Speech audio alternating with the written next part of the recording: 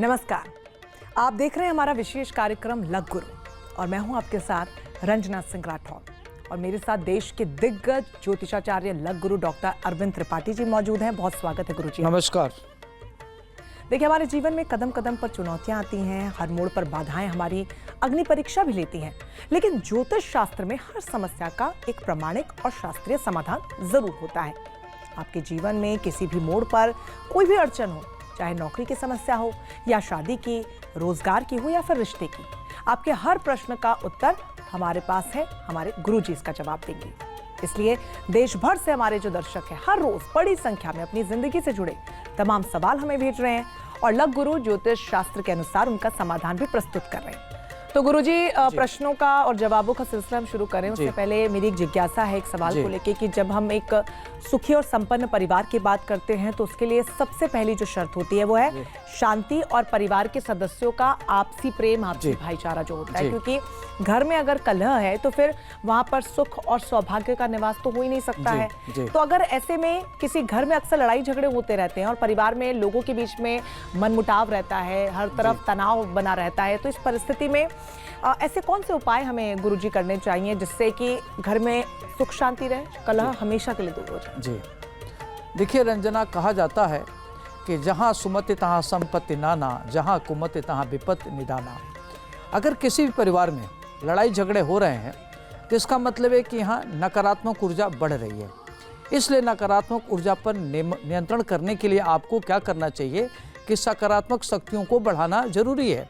ऐसे स्थिति में घर में वास्तु दोषों की वजह से भी नकारात्मक ऊर्जा बढ़ सकता है। इसलिए आज मैं आपको कुछ ऐसे छोटे छोटे 5 उपाय बताऊंगा जिसको करने से आपके घरेलू कलह समाप्त हो जाएंगे। इसके लिए आपको क्या करना है कि प्रत्येक सुबह प्रातः काल उठ करके भगवान सूर्य को अर्घ देना है। भगवान सूर्य की कृपा से मान सम्मान, पद प्रतिष्ठा में वृद्धि होती है और घर में सुख शांति समृद्धि बढ़ती है। और इसको करना कैसे है?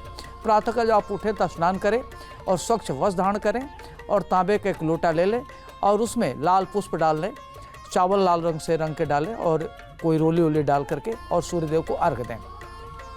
दूसरा उपाय आपको क्या करना है कि जो आपके घर में आपके इष्ट देव हैं उनकी मंदिर में आपको दीपक जलाना चाहिए। दीपक खास तौर से अगर घी का दीपक का जलाते हैं तो उससे आपकी नकारात्मक ऊर्जा समाप्त होती है और दैवी शक्तियों की कृपा आपके घर पर होती है और आपके घर में सुख समृद्धि बढ़ती है। अब आइए आगे उपाय बताता हूँ कि घर में जो तुलसी का पौधा लगाते हैं ना, लोग देखते होंगे तुलसी का पौधा होता है, तो वहाँ क्या करना चाहिए कि रोज़ तुलसी को अर्घ दें और उसके सामने घी का दीपक जलाना चाहिए और प्रणाम कर लेना चाहिए। पानी में नमक मिलाकर पोछा घर में जरूर लगावें। इससे क्या होता है कि नकारात्मक ऊर्जा घर की समाप्त हो जाती है। इसके अलावा अगर किसी कोने में आप सेंधा नमक का एक बड़ा सा टुकड़ा अगर आप रख देते हैं तो क्या होता है कि घर में पॉजिटिविटी आती है और ये हर महीने 1 महीने बाद उसको हटा देना चाहिए और नए टुकड़े लगा देना चाहिए नमक का, ताकि चेंज भी करते रहना चाहिए। इससे क्या होता है कि जो नमक है नकारात्मक ऊर्जा को सोख लेता है और सकारात्मक ऊर्जा का प्रवाह करता है। अब घर में क्या है कि आपको हमेशा घर को साफ सुथरा रखना चाहिए। जो देखते होंगे कि बहुत कूड़ा करकट बेकार की चीज़ें, रबिश चीज़ें आ जाती हैं, उसको हटा देना चाहिए। कंक्रीट चीज़ें घर में रखना चाहिए जिससे घर का वातावरण स्वच्छ रहे, साफ सुथरा रहे, वातावरण में सकारात्मक विचारों का उदय हो। तो खास तौर से आपको क्या करना है कि खास बात है कि घर के अंदर और बाहर बल्कि छत के ऊपर भी सफाई का नियमित ध्यान रखना चाहिए। कूड़ा कचरा या भारी सामान जो ऊपर रखते हैं छत पर, उसको हटा देना चाहिए। इससे क्या होता है कि घर के सदस्यों में आपसी विवाद नहीं होता और आपस में प्रेम बढ़ता है। बिल्कुल गुरुजी, उम्मीद है कि हमारे दर्शकों ने भी इन 5 उपायों को बहुत ध्यान से सुना होगा और बहुत ही सरल शब्दों में आपने बताया है और ये बहुत आसान भी हैं। तो अगर आपके घर में भी कलह रहती है और नेगेटिव एनर्जी आपको महसूस होती है, उन उपायों को जरूर कीजिएगा, आपको इससे लाभ जरूर मिलेगा। चलिए अब सवालों का सिलसिला गुरुजी शुरू करते हैं। सबसे पहला सवाल ले लेते हैं। प्रयागराज उत्तर प्रदेश से हमारी दर्शक प्रिया मिश्रा ने अपना सवाल भेजा है। जी मेरा जन्म 24 दिसंबर 1999 सुबह 10 बजे प्रयागराज में हुआ है।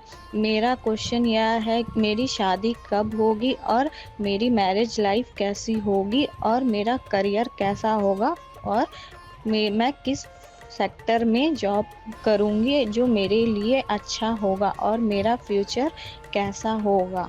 इनका जन्म मकर लग्न का है। लग्न में मकर राशि का मंगल बैठा हुआ है, वहाँ केतु भी है और चतुर्थ भाव में मेष राशि का शनि और गुरु बैठा हुआ है। सप्तम भाव में कर्क राशि का राहु बैठा हुआ है। दसम भाव में तुला राशि का बुध और शुक्र है। एकादश भाव में इनका वृश्चिक राशि का सूर्य और चंद्रमा है। वर्तमान में जो इनकी दशा चल रही है, बुध की महादशा में शुक्र का अंतर चल रहा है, जो 28 जून 2025 से लेकर के 28 अप्रैल 2028 तक है। यह कालखंड इनके लिए बहुत अच्छा है। इसमें इनका कैरियर बढ़िया होगा, नौकरी वगैरह लगने की संभावना बढ़ रही है, और जो आप चाह रहे हैं उसमें आपको होने की संभावना रही है। और आपको क्या करना है कि भगवान भोलेनाथ की आराधना करना है, ओम नमः शिवाय मंत्र का जप करना है, और जब आप प्रातः काल सो को उठे तो माता पिता का चरण स्पर्श जरूर करें। चलिए गुरुजी, अब आगे बढ़ेंगे और अपने अगले दर्शक का सवाल ले लेते हैं। सुवर्ण चक्रवर्ती जी ने पुरुलिया पश्चिम बंगाल से अपना सवाल भेजा है। जी, मेरा नाम सुवर्ण चक्रवर्ती है।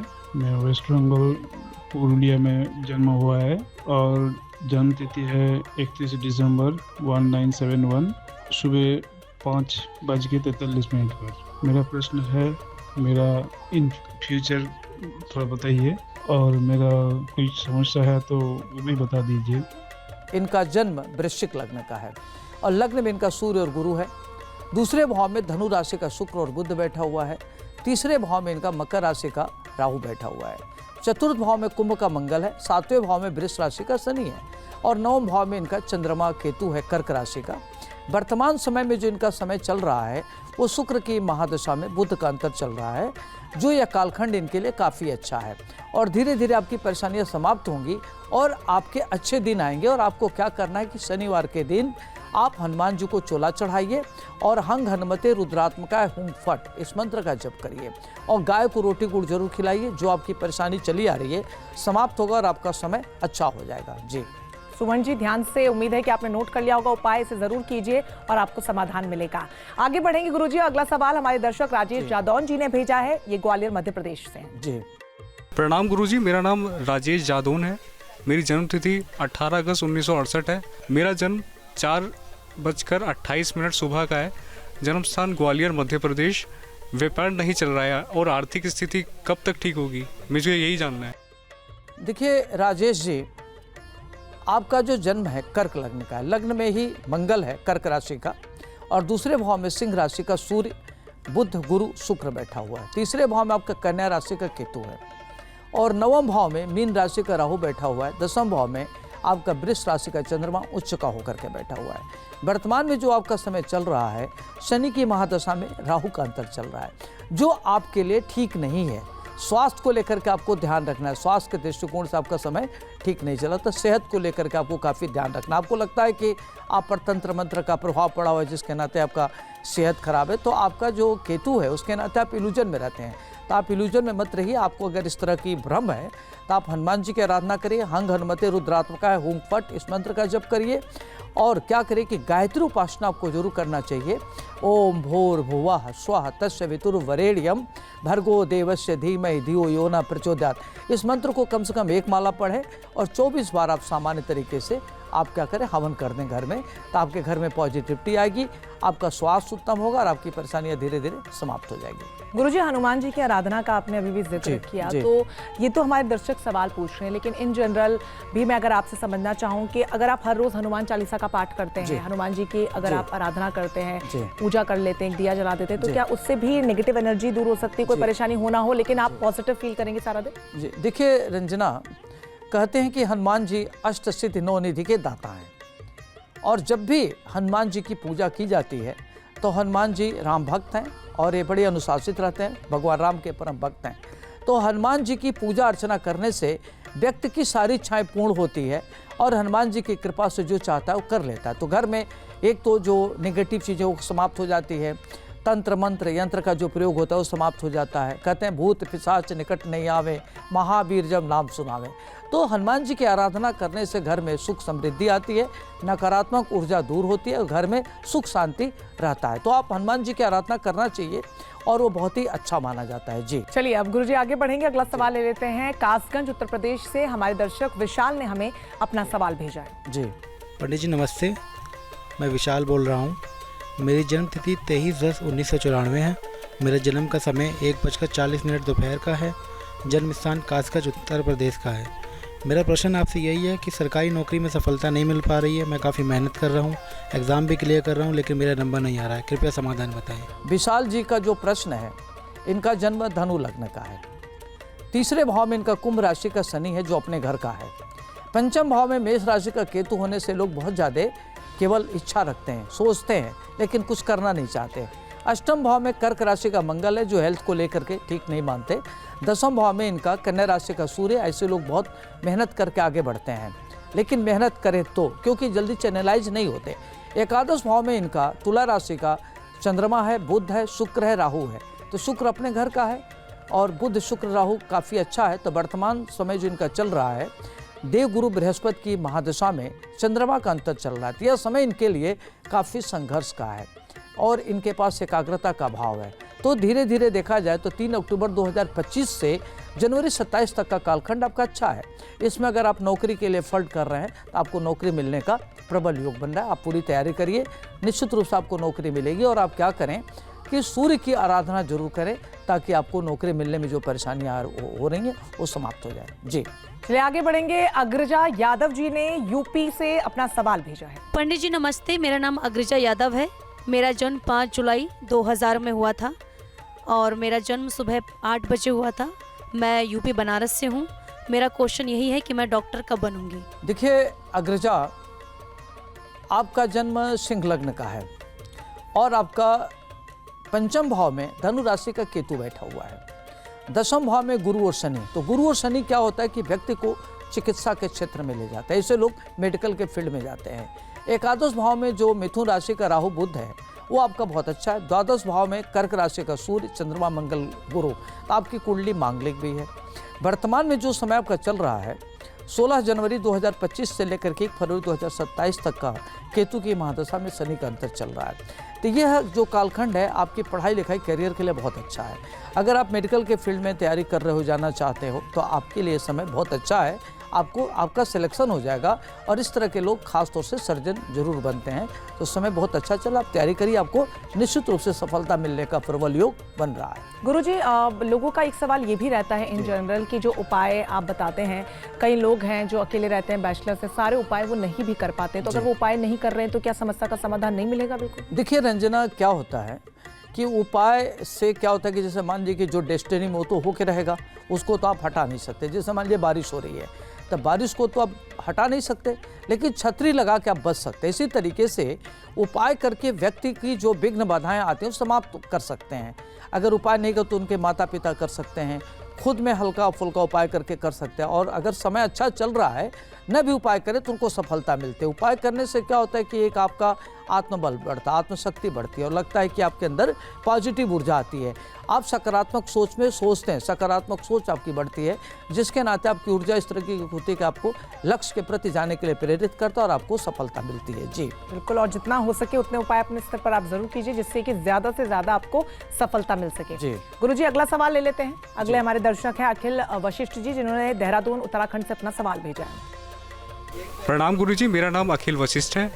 मेरा जन्म 12 मई 1993 को हुआ था, 8:37 रात को, देहरादून उत्तराखंड में।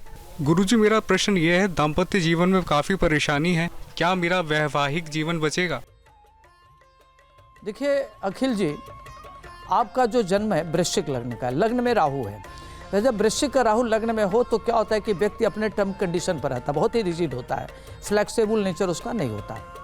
मकर राशि का चंद्रमा है जो अभी आपकी 7.5 मार्च में समाप्त हुआ है। और आपके चौथे भाव में कुंभ राशि का शनि है, पंचम में मीन राशि का शुक्र है, छठे भाव में आपका मेष राशि का सूर्य और बुध है, सातवें भाव में केतु है जो आपकी दाम्पत्य जीवन को खराब करता है। नवम भाव में मंगल है कर्क राशि का, जो आपकी सोच आपको काफ़ी रिजिड बनाता है और आप निर्णय तुरंत लेते हैं। एकादश भाव में गुरु है, तो गुरु के नाते आपका जो एकादश है उच्च शिक्षा होगी, आप टेक्निकल फील्ड में जा सकते हैं, तो आपके लिए समय ठीक है। लेकिन जो वर्तमान समय में आपका चल रहा है, गुरु की महादशा में शनि का अंतर चल रहा है जो 2 नवंबर 26 तक चलेगा। तो देखा जाए तो दाम्पत्य जीवन के लिए आपका समय कालखंड ठीक नहीं चल रहा है, आपका तनावपूर्ण माहौल रहेगा। आपको कोशिश करना चाहिए कि पत्नी की बात को सुने, आपस में विचार विमर्श करें और अपनी गलती को माने, हर गलती अपनी पत्नी पर न छोड़ें। तो अगर ये कर लेते तो आपका विवाह बच सकता है वैवाहिक जीवन, नहीं तो विवाह विच्छेद की संभावना बहुत ज़्यादा है। तो 1-1.25 साल के अंदर विवाह विच्छेद की संभावना बन रही है। चलिए आगे बढ़ेंगे और अगला सवाल हमारे दर्शक आदित्य जी ने गाजियाबाद उत्तर प्रदेश से हमसे पूछा है। जी गुरुजी नमस्कार, मेरा नाम आदित्य है। मेरा जन्म 26 अगस्त 1994 का है। समय 10:49 सवेरे, गाजियाबाद यूपी। मेरा प्रश्न आपसे यही है कि मेरा विवाह कब होगा और मेरी व्यापारिक स्थिति कैसी रहेगी। देखिए आदित्य जी, आपका जन्म तुला लग्न का है। लग्न में देवगुरु बृहस्पति हैं। ऐसे जातक बड़े देखने में गुड लुकिंग, स्मार्ट होते हैं, 100 में शालीन होते हैं और अपनी महत्वाकांक्षाओं को कार्य रूप में परिणत कर लेते हैं। पंचम भाव में कुंभ का शनि है जो बहुत अच्छा मानते हैं। 7वें भाव में मेष राशि का केतु चंद्रमा जो वैवाहिक जीवन में दिक्कतें पैदा करता है, विवाह होने में देरी करता है। 9वें भाव में मिथुन का मंगल है और 11वें भाव में आपका सिंह राशि का सूर्य बुध बैठा है। 12वें भाव में कन्या राशि का नीच राशिगत होकर शुक्र बैठा है और वर्तमान समय में आपकी चंद्रमा की महादशा में राहु का अंतर चल रहा है, जिसके नाते आपके विवाह होने में काफ़ी देर हो रही है। तो 3 नवंबर 2026 तक आपका चल रहा है ये दशा। तो नवंबर 2025 से लेकर नवंबर 2026 के बीच विवाह आपका संपन्न होने की संभावना बन रही है। और जो आपकी व्यापारिक स्थिति होगी, जो आपका पैतृक व्यापार होगा, उसी को आगे बढ़ाएंगे, उसी को आप सिस्टमेटिक करके अपने व्यापार को आगे बढ़ाएंगे और आप आगे जाएंगे। जी गुरुजी, अब अगला सवाल हमारी अगली दर्शक हैं अनंतिता सिंह ने भेजा है दिल्ली से। जी पंडित जी नमस्ते, मेरा नाम अनंतिता सिंह है। मेरा जन्म 22 अप्रैल 2007 में हुआ था, सुबह 8:03 पर और दिल्ली में। मेरा क्वेश्चन यही है कि करियर कैसा रहेगा, व्यापार और नौकरी में मैं क्या चुनूं। देखिए आनंदिता, आपका जन्म वृष लग्न का है। लग्न में ही वृष राशि का शुक्र है। शुक्र स्वगृही का होकर के लग्न में बैठा था। ऐसे जातक देखने में दिव्य और सुंदर होते हैं। व्यक्तित्व इनका बड़ा प्रभावशाली और आकर्षक होता है। मिथुन राशि का चंद्रमा है। तो इस तरह के लोग बड़े इमोशनल होते हैं और थोड़ा सा अपने को चैनलाइज नहीं कर पाते, तो चैनलाइज करने की जरूरत है। और 3रे भाव में कर्क राशि का शनि व्यक्ति को बहुत पराक्रमी बनाता है, परिश्रमी बनाता है। 4थे भाव में सिंह का केतु है जो बहुत अच्छा मानते हैं। 7वें भाव में वृश्चिक राशि का गुरु है। 10वें भाव में राहु और मंगल है और आपके 12वें भाव में बुध बैठा हुआ है और सूर्य आपका बैठा हुआ है मेष राशि का होकर के। तो वर्तमान में जो आपका समय चल रहा है, गुरु की महादशा में बुध का अंतर चल रहा है। जो देखा जाए तो अभी जो आपका समय चल रहा है पढ़ाई लिखाई करियर के लिए, ये बहुत अच्छा है। तो अभी आपकी पढ़ाई लिखाई करियर लगभग 5 से 6 साल आपका बहुत अच्छा होगा। आप इसमें सीए बन सकते हैं, मैनेजमेंट के फील्ड में जा सकते हैं। टेक्निकल एजुकेशन ग्रहण करते हुए आप आगे जाएंगे और आपका जो कार्य है वो अच्छा होगा। व्यापार के क्षेत्र में आप आगे बढ़ेंगे। आपको व्यापार करना है तो कैरियर आपका व्यापार के क्षेत्र में है। और जो शादी विवाह को भी आपकी अच्छी होगी, तो कैरियर, व्यापार और शादी विवाह तीनों देखा जाए तो बहुत अच्छा है। समय आपका लगभग करीब 7 से 8 साल बहुत ही अच्छा है। तो अपने लक्ष्य का ध्यान दीजिए, लक्ष्य पर लगे रहिए, आपको बड़ी सफलता मिलेगी। एकाग्रता बने, उसके लिए क्या करना है कि चंद्रमा को सायंकाल अर्घ्य देना है चंद्रमा को। इससे क्या होगा कि आपकी एकाग्रता बढ़ेगी। और अगर लगता है नहीं कर पा रहे हैं तो सोमवार के दिन सफ़ेद वस्तु जैसे आटा है, दूध है, दही है, अपने हाथ से टच करके किसी मंदिर में दान कर दीजिए ताकि एकाग्रता के लिए ठीक रहे और कैरियर के दृष्टिकोण से अच्छा हो। जी तो ये गुरुजी दर्शकों के सवाल तो हो गए, लेकिन मेरा भी एक सवाल है। जैसे शुरुआत में आपने बताया था कि घर में कलह को शांत करने के लिए क्या क्या उपाय हमें करने चाहिए। मैं ये आपसे जानना चाहती हूँ कि क्या वास्तु शास्त्र के अनुसार घर के इंटीरियर में भी ऐसा कोई बदलाव करना चाहिए जिससे कि घर में सुख शांति आए? क्योंकि कहते हैं कि वास्तु के अनुसार अगर आप कोई सामान रखें या फिर आपके वॉशरूम की डायरेक्शन हो, आपके बेडरूम की डायरेक्शन हो, तो सुख समृद्धि बनी रहती है। जी देखिए रंजना, आपको मैं एक छोटा सा उपाय बताऊंगा जो बहुत ही असरदार होगा। आपको क्या करना चाहिए कि घर में सजावट करते समय काले रंग के इस्तेमाल से बचना चाहिए, क्योंकि काले रंग से निगेटिविटी बहुत बढ़ती है और उससे घर में नकारात्मक ऊर्जा फैल जाती है। और इंटीरियर डेकोरेशन करते समय गहरे काले रंग का प्रयोग नहीं करना चाहिए। इससे आपके घर में अशांति का माहौल रहता है, नकारात्मक ऊर्जा आती है जो घर में सुख समृद्धि शांति आने से रोकता है। तो ध्यान रखना चाहिए कि काले रंग का प्रयोग नहीं करना चाहिए। तो आप में से भी कोई अपना नया घर बनवा रहा है, इंटीरियर करवाने आप जा रहे हैं, तो आप इस उपाय को ध्यान में रखिए। जैसा गुरुजी ने कहा कि काले रंग का इस्तेमाल ना करें। बहुत छोटी छोटी चीज़ें हैं जिनके जरिए छोटे छोटे बदलाव हम अपने जिंदगियों में करके सुख समृद्धि की प्राप्ति कर सकते हैं। गुरुजी बहुत शुक्रिया हमारे साथ जुड़ने के लिए, हमारे दर्शकों के सवालों के जवाब देने के लिए। नमस्कार। तो आज के कार्यक्रम में बस इतना ही। आप भी लघुगुरु से सवाल पूछ सकते हैं। आपको बस इतना करना है कि अपना नाम, जन्मतिथि, जन्म का समय, स्थान और प्रश्न के साथ ऑडियो क्लिप बनाएं और हमें हमारे व्हाट्सएप नंबर पर सेंड कर दीजिए। नंबर है 935501 50002। इस पर आपको अपना ऑडियो क्लिप भेज देना है। आपकी हर समस्या का समाधान करेंगे हमारे लाख गुरु।